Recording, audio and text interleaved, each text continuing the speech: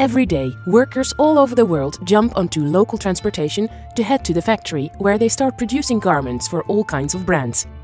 They work very long hours to make ends meet, just because they want to live a decent life, to be able to send a bit of money to their family, and, most importantly, to give their children a better life.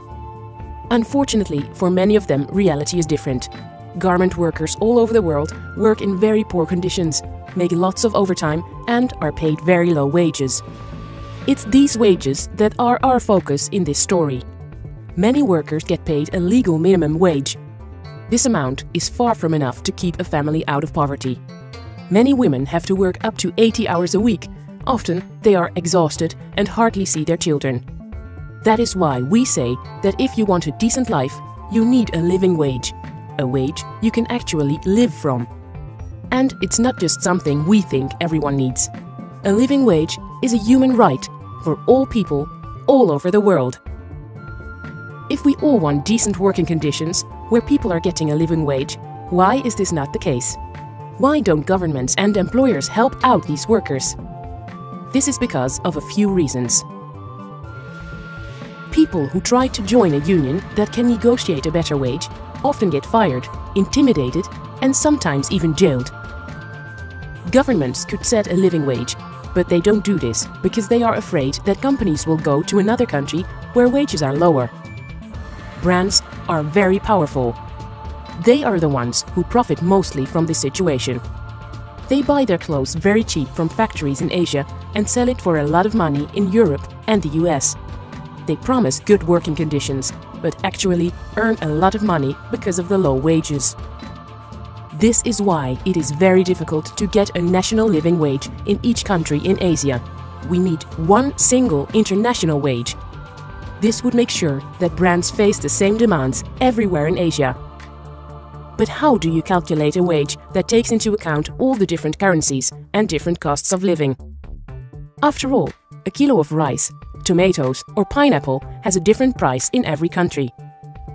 The solution is what we call the Asian floor wage. The Asia floor wage is different in each country, but it will provide all garment workers in Asia an income to buy the same basic needs. So how do you calculate the Asian floor wage? I will show you step by step. Step 1. Let's take the average worker as our example case. The first step is to think about what you should actually be able to buy from a living wage. We begin with the most important: food. What all food items have in common is that they can be measured in calories. Every worker needs 3,000 calories per day. She should be able to buy healthy food from a local store or market and prepare it at home. Second, besides eating healthy, she also needs other things. She lives in a house, she needs clothes, she needs money for transport, and she wants to be able to see a doctor when she's ill. A living wage should also cover these costs.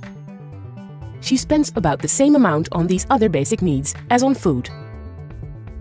Third, a living wage should also support a family. Minimum wage often does not. A wage should cover 2 adults and 2 children. In our calculation of a living wage, each person is like a consumption unit. Because children consume less than adults, a child is calculated as half an adult consumption unit. So, she should be able to provide for what we call 3 consumption units. Finally, fourth, the Asian floor wage must be earned during a legal maximum working week, though not above 48 hours. Step 2. Now that we have said what she should be able to buy from a living wage, how many people she should be able to support, and maximum hours of work, we can use this definition to calculate a living wage for each different country. This goes in 4 steps. First, she goes to the local market to buy food.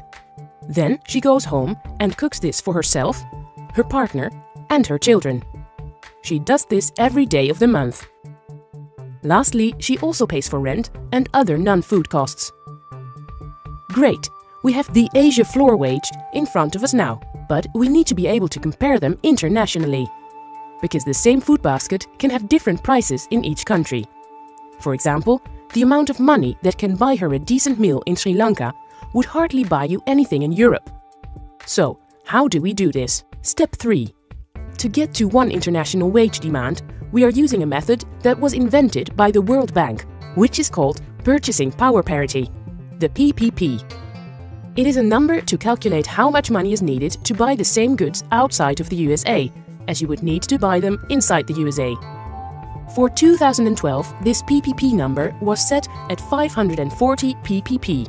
This comes down to a minimum monthly salary of about 34,000 rupees for Sri Lanka, 12,000 rupees for India, 1.2 million rial for Cambodia, and about 3 million rupiah for Indonesia. Step 4. Now we're getting there. Now we have a way of calculating a living wage, a definition of a living wage, and one wage demand for main garment producing countries in Asia.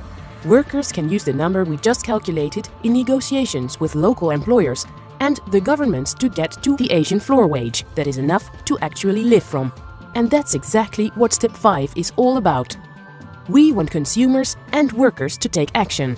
But above all, we want brands and governments to use this amount to set a minimum wage and get an Asian floor wage realized. Together, we need to make a living wage a reality, so workers in the world can start living a decent life in peace. Add your voice now.